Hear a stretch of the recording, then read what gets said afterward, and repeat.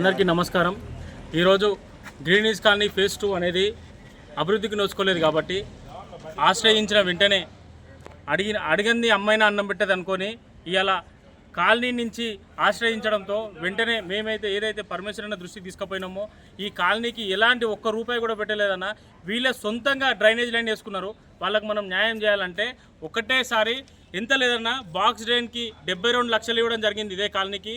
అదేవిధంగా wall raising ఏదైతే వర్షం వచ్చినప్పుడు వాటర్ కింది నుంచి వెళ్ళిపోతున్నాయో దాని వాల్ రేజింగ్ కోసం 21 లక్షలు ఇవ్వడం జరిగింది। అదేవిధంగా పైప్ లైన్ ఏదైతే స్టామ్ వాటర్ డ్రైన్ లైన్ ఉందో దానికోసం ఇప్పుడు 48 లక్షలతో ఇవ్వడం జరిగింది।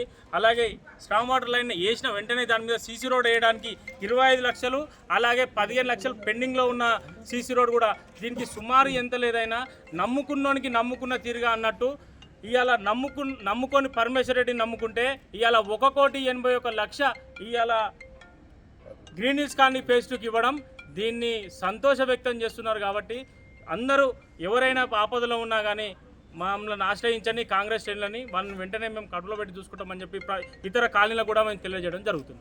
కాంగ్రెస్